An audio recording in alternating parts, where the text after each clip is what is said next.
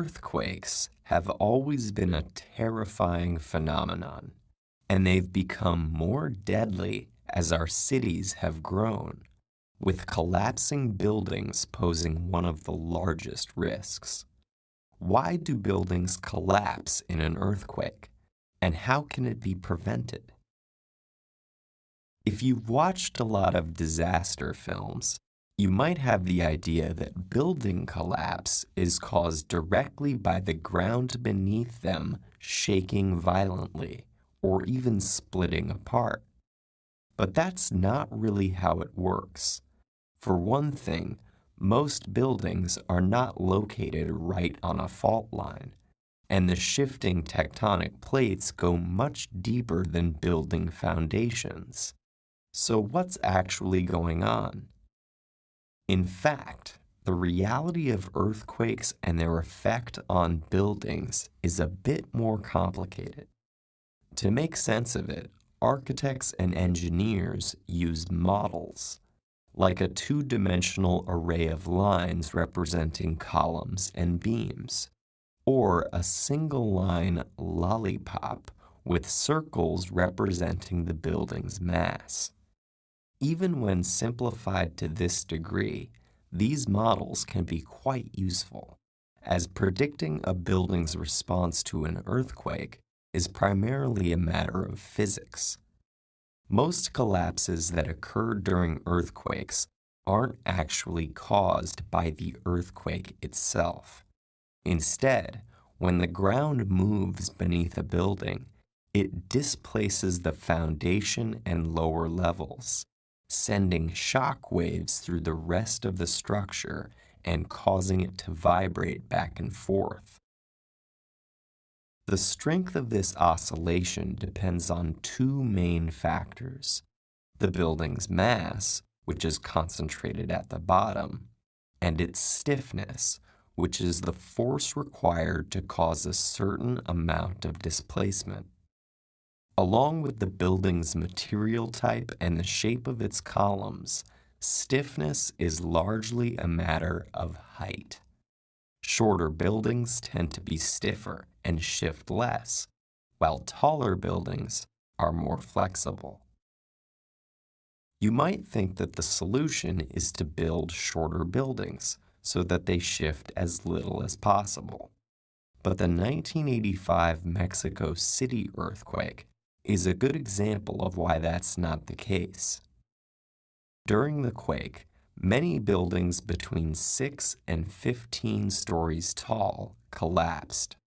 What's strange is that while shorter buildings nearby did keep standing, buildings taller than 15 stories were also less damaged. And the mid-sized buildings that collapsed were observed shaking far more violently than the earthquake itself. How is that possible? The answer has to do with something known as natural frequency.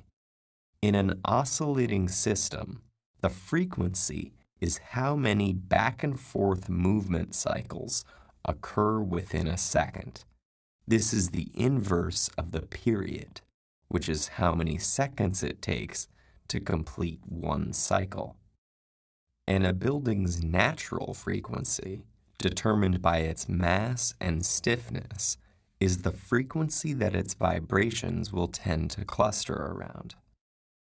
Increasing a building's mass slows down the rate at which it naturally vibrates, while increasing stiffness makes it vibrate faster.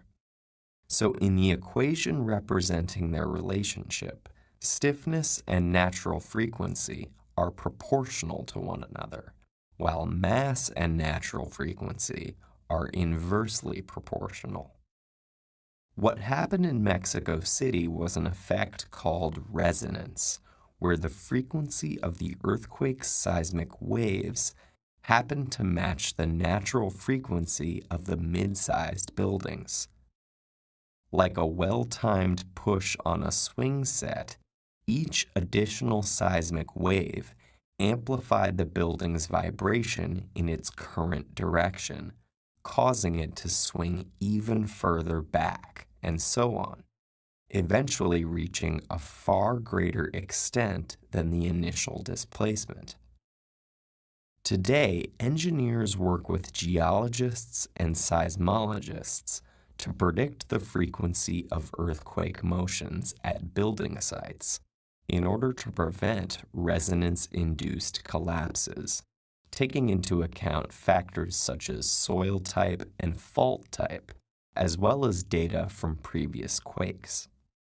Low frequencies of motion will cause more damage to taller and more flexible buildings, while high frequencies of motion pose more threat to structures that are shorter and stiffer. Engineers have also devised ways to absorb shocks and limit deformation using innovative systems.